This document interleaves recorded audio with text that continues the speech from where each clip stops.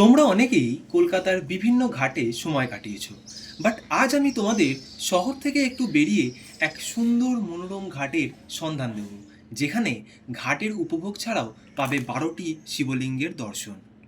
Hello friends, trek with অনিতে সবাইকে জানাচ্ছি welcome. আজকে আরও একটা নতুন ব্লগ নিয়ে তোমাদের সাথে চলে এলাম। আজকে আমি যাচ্ছি সোদপুর, আর এখন বাজে হচ্ছে ঠিক তোমার 4:20। একদমই ভোর, বুঝতেই পারছো। তো আশা করছি ভিডিওটা ইন্টারেস্টিং হবে। সোদপুরের দিকে যাব, আর ওখানে কি কি ঘোরার জায়গা আছে চেষ্টা করব তোমাদের সাথে শেয়ার করার অ্যান্ড কভার করার। তো চলো বেশি দেরি না করে ভিডিওটা স্টার্ট করা যাক। আজ রবিবার। গতকাল রাতে আমার দুই রাইডিং পার্টনারের সাথে প্ল্যান হলো যে সকালে কোথাও বেরোবো। এখন খুব বেশি বেরোচ্ছি না, তার কারণ হলো কলকাতায় এত গরম, কোথাও বেরোনোটাই খুব কষ্টকর হয়ে যায়। বাট গতকাল খুব ভালো বৃষ্টি হওয়ার কারণে ওয়েদারটা বেশ ঠান্ডা হয়ে গেছিলো। তাই সুযোগ পেয়েছি যখন, হাতছাড়া কী করে করি বলো। বেরিয়ে পড়লাম সাইকেলটা নিয়ে বন্ধুদের সাথে। ঘড়িতে বাজে তখন 4:30। তাড়াতাড়ি ফ্রেশ হয়ে রেডি হয়ে বাড়ি দিয়ে বেরিয়ে পড়লাম।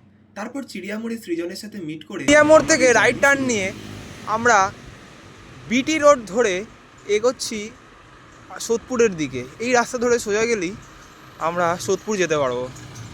আমাদের আরেক বন্ধু, তার সাথে আমরা বেলঘড়িয়াতে মিট করব। দেন আমরা যাব সোদপুর। ভোরবেলা বেরোনোর একটাই উদ্দেশ্য, যাতে গরমটা বাড়ার আগে আগেই সকাল সকাল বাড়ি পৌঁছে যাই। না হলে রোদের তেজ বাড়লে খুব গরম লাগে, আর সাইকেল চালাতে আমাদের প্রবলেম হবে।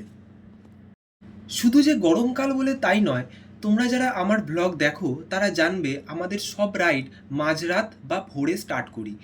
এতে কি হয়, রাস্তাটা ফাঁকা থাকে আর পুরো শহর সেই সময় শান্ত থাকে। শহরটাকে সেই সময় আমার বড্ড ভালো বনহুগলি লাগে। পার করে আমরা চলে এসেছি ডানলপের দিকে। এখান দিয়ে বাঁদিকে যে রাস্তাটা যাচ্ছে সেটা যাচ্ছে বরানগরের দিকে, মানে দক্ষিণেশ্বরের দিকে যাচ্ছে। আর সোজা যেটা যাচ্ছে সেটা যাচ্ছে ব্যারাকপুরের দিকে, সেটা হচ্ছে ব্যারাকপুর রোড। আমরা এই রোড ধরে সোজা একেবারে চলে যাব, আর এখান দিয়ে আমরা সোদপুর পৌঁছাতে পারবো। আর ভোরবেলা বেরোনোর আরও একটা সুবিধা হচ্ছে, সকাল সকাল বাড়ি ফিরতে পারা যায়।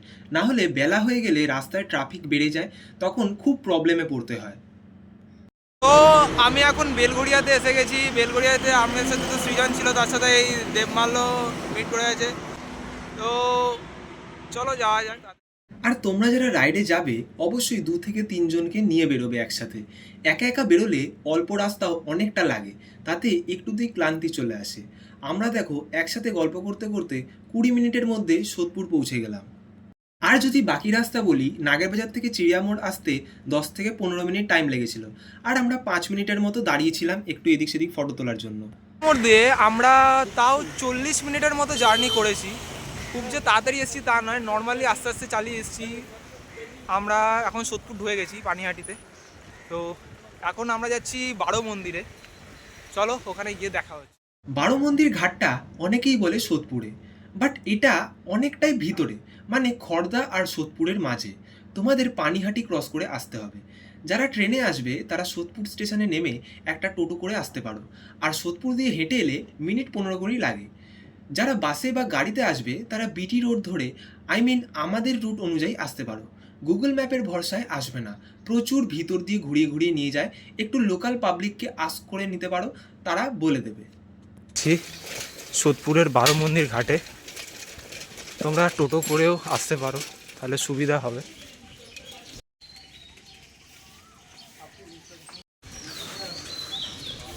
ভিতরের জায়গাটা বেশ শান্ত, আর সকালবেলা মানে ওয়েদারটা খুব সুন্দর লাগছে। সামনের দিকেই দেখতে পাচ্ছ যে ঘাট, আমরা এসেই গেছি। সোদপুর বারোমন্দির ঘাট, যা কলকাতার সন্নিকটে সোদপুর অঞ্চলে অবস্থিত, একটি ঐতিহাসিক ও দর্শনীয় স্থান। এটি গঙ্গার তীরে অবস্থিত এবং এর মূল আকর্ষণ হল ঘাট সংলগ্ন 12টি প্রাচীন শিব মন্দির। এই মন্দিরগুলি এক সারিতে অবস্থিত এবং স্থাপত্যশৈলীতে সুন্দর কারুকার্য খচিত। ঘাটটি পূজা, আরতি ও ধর্মীয় আচার অনুষ্ঠানের জন্য ব্যবহৃত হয়।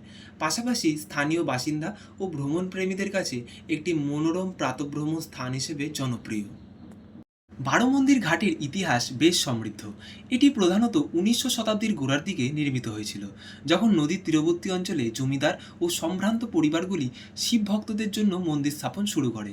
এই ঘাটটি বিশেষত মহাশিবরাত্রি, মকর সংক্রান্তি ও গঙ্গা স্নানের সময় ভক্তদের ভিড়ে মুখরিত হয়ে ওঠে। ঘাটের আশেপাশে সবুজ গাছপালা, নদীর নির্মল বাতাস এবং শান্ত পরিবেশ এই জায়গাকে প্রকৃতিপ্রেমীদের জন্য আকর্ষণীয় করে তুলেছে। মন্দির ঘাটের স্থাপত্য শিল্প বিশেষভাবে মনোমুগ্ধকর। প্রতিটা মন্দিরই নবরত্ন ধাঁচে তৈরি, যা বাংলার ঐতিহ্যবাহী মন্দির স্থাপত্যের একটি বিশেষ রূপ। মন্দিরগুলির গায়ে লাল ও হলুদ রঙের প্রলেপ, খচিত কারুকার্য এবং ছোট ছোট খিলানগুলো সময়ের ছোঁয়া নিয়ে দাঁড়িয়ে আছে। প্রতিটি মন্দিরে শিবলিঙ্গ স্থাপন করা হয়েছে, যা স্থানীয় ভক্তদের কাছে অত্যন্ত পবিত্র। এছাড়াও ঘাটের আশেপাশে থাকা প্রাচীন বটগাছ এবং নদীর কলকল ধ্বনি পরিবেশকে আরও মায়াবী করে তোলে। সন্ধ্যায় আরতির সময় মন্দিরের ঘণ্টাধ্বনি, শঙ্খনাদ এবং মন্ত্রোচ্চারণের সাথে মোমবাতির আলোয় ভেসে ওঠা ঘাটের দৃশ্য সত্যিই অপূর্ব লাগে। সকালের দিকে ঠিক আছে, বাট রাতের দিকে যারা আসবে জায়গাটা বেশ মানে আরও অন্য রকমের লাগবে। এইদিকে যে মন্দিরের জায়গাগুলো তো মানে খুবই মানে ভয়ঙ্কর টাইপের, একটু জঙ্গল টাইপের হয়ে আছে। ঘাটের দিকটা বেশ ভালো লাগবে সন্ধ্যের দিকে, আরও অনেক লোক আসে। আমি আগেও একবার এসেছিলাম ঘাটে, তো জায়গাটা বেশ ভালো, খারাপ নয়, বেশ শান্ত পরিবেশের মধ্যে। তো আসতে পারো, জায়গাটা ভালো। সো ফ্রেন্ডস, আজকের ভিডিওটা এখানে এন্ড করছি। ভিডিওটা কেমন লাগলো অবশ্যই কমেন্ট করে জানাবে। আমার সাথে সকালবেলা এই 12 মন্দিরের মতো একটা সুন্দর শান্ত পরিবেশে ঘুরে তোমাদের কেমন লাগলো অবশ্যই জানাবে। চ্যানেল নতুন হয়ে থাকলে চ্যানেলটাকে সাবস্ক্রাইব করবে। ভিডিওটা ভালো লাগলে একটা লাইক করো। ফিরছি নতুন ভিডিও নিয়ে। আজকের জন্য গুড বাই।